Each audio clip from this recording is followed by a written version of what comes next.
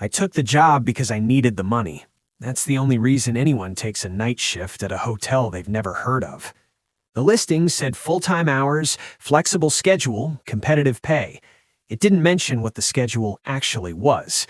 11 p.m. to 7 a.m., 6 nights a week, alone. The manager who hired me left before I arrived for my first shift. He left a note. I read it 3 times, and I put it in my pocket. I figured it was a joke. It wasn't. The first hour was normal.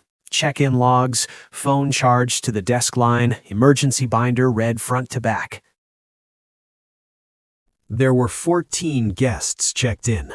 Rooms spread across floors 1, 2, and 3. Nobody on 4.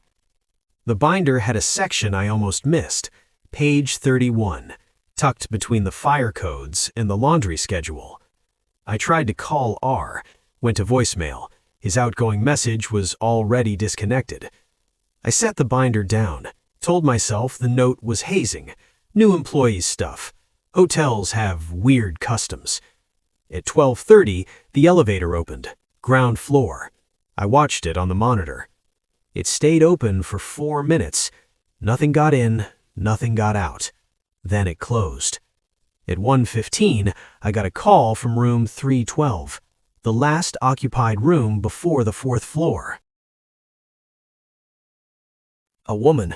She said she could hear someone in the room above her, walking, back and forth. I told her the floor was unoccupied. She said, "I know, that's why I'm calling." I checked the CCTV for floor 4. The camera was pointed at the ceiling. I went to the stairwell, stood at the 3rd floor landing, listened. Footsteps, slow, regular, like someone pacing a small room. 9 steps one way, pause, 9 steps back. I stood there for 7 minutes. Then my radio crackled. The woman in 312 again. She said the walking had stopped. 2 a.m. The note said don't go to floor 4 after 2 a.m. I remember thinking, that implies it was okay before. At 2:06, the elevator went to floor 4, on its own. It stayed on 4 for 11 minutes. I counted. When it came back down, I checked the lobby. The doors opened. I looked inside.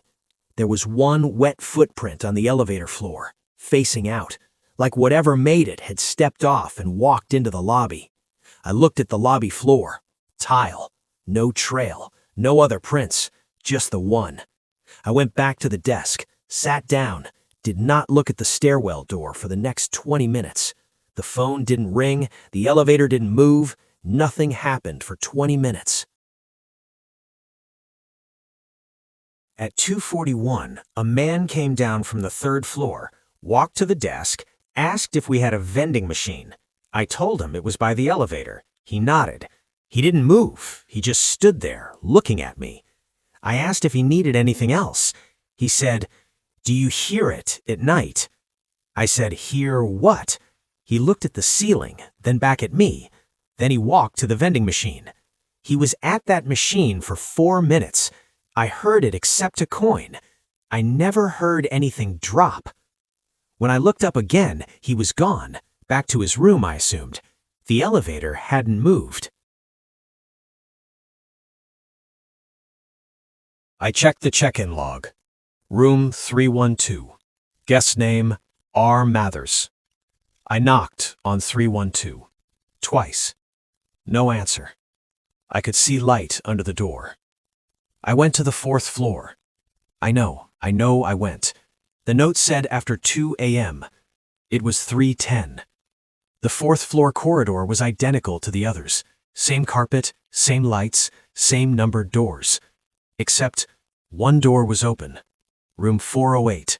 3 inches. Dark inside. I stood in that corridor for 6 minutes before I took a step toward it. I want you to understand how quiet it was. I pushed the door open with 2 fingers, slow, all the way. The room was empty, bed made, curtains drawn, everything in its place, except the window. The window was open. We're on the 4th floor. The window was open from the inside, and the latch was broken outward, like something had, I don't know how to explain it, like something had left in a hurry. I finished the shift, 7 a.m., 14 guests checked out, including R. Mathers from 312. He didn't look at me when he left. I worked that hotel for another 9 months. I never found out what was on the 4th floor. I never went back to 408, but I thought about that latch every single night. Something had left through that window, 4 floors up, and whatever it was, it didn't use the stairs.